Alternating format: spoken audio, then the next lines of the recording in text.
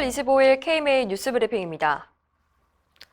환자가 휘두른 흉기에 사망한 임세원 교수 사건에 충격이 가시기도 전에 자신을 수술했던 의사를 찾아와 흉기를 휘두른 사건이 또다시 일어났습니다.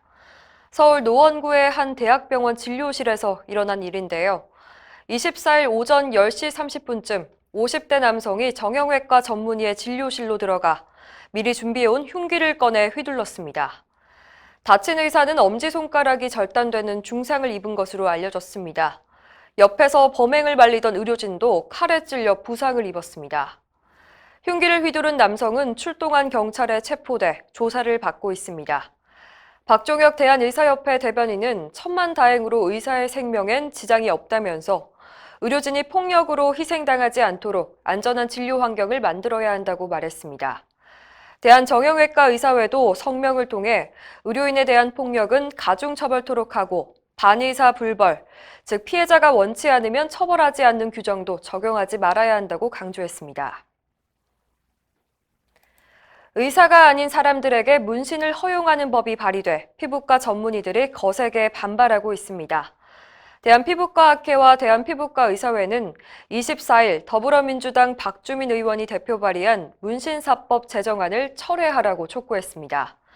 이들 단체는 문신사를 법으로 허용할 경우 간염이나 에이즈, 헤르페스 등 감염병이 확산될 우려가 있다고 지적했는데요.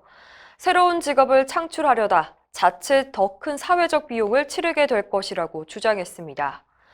또 문신을 받은 사람 중에 약 80%가 한 달 안에 후회한다는 연구 결과가 있다면서 의사들 입장에선 문신을 제거하겠다는 사람이 늘어나면 수익이 증가하겠지만 전문가의 양심상 찬성할 수 없다고 강조했습니다.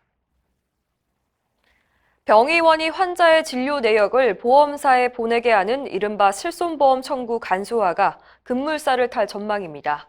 그동안 반대하던 금융위원회가 최근 찬성 입장으로 돌아섰기 때문인데요. 의료계가 강하게 반발하고 있습니다. 대한의사협회는 실손보험 청구 간소화는 보험회사가 환자의 질병 정보를 수집하기 위한 것이라며 겉으로는 환자의 편의를 위한 것처럼 보이지만 실상은 보험사들을 위한 특혜라고 지적했습니다. 보험사가 진료 정보를 축적하게 되면 결국 환자들이 보험사로부터 진료비를 받거나 보험을 갱신하는 게 어려워질 것이라는 겁니다. 의협은 실손보험 청구 간소화를 위한 보험업법 개정이 국회에서 논의될 경우 투쟁까지 불사하겠다고 경고했습니다. 최근 들어 의료사고와 관련해 의사를 구속하거나 형사처벌하는 판결이 늘고 있는데요. 이런 게 결국 환자에게 나쁜 영향을 미치게 된다는 주장이 나왔습니다. 정태원 변호사는 의료정책연구소에 기고한 글에서 의료과실에 대한 국가 형벌권은 의료 분쟁을 해결하기 위한 최후의 수단으로 투입돼야 한다고 지적했습니다. 과도하게 투입되면 의사의 방어 진료, 진료 기피 현상을 초래하고 의료기술의 발전도 가로막아 결과적으로 환자 전체가 피해를 입게 된다는 겁니다. 또 의료과실이 인정된다 하더라도 민사 책임을 진 의사에게 형사 책임까지 묻는 것은 타당하지 않다고 지적했습니다. 의료인에 대한 처벌은 금고형보다 벌금형이 적정하고 특히 인신구속은 최후의 수단이어야 한다고 강조했습니다. 우리나라에서 실제로 활동하고 있는 의사 수는 몇 명일까요? 작년 말 기준으로 10만 2,471명입니다. 보건복지부가 공개한 자료에 따르면 의사면허 등록자는 12만 3,106명인데요. 이 중에서 실제로 일을 하고 있는 의사는 83% 정도인 겁니다.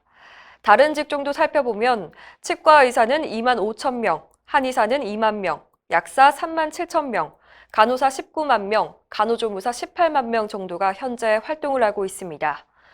한 가지 눈에 띄는 점은 면허가 있는데도 일을 하지 않는 비율이 아주 큰 직종들이 있는데요.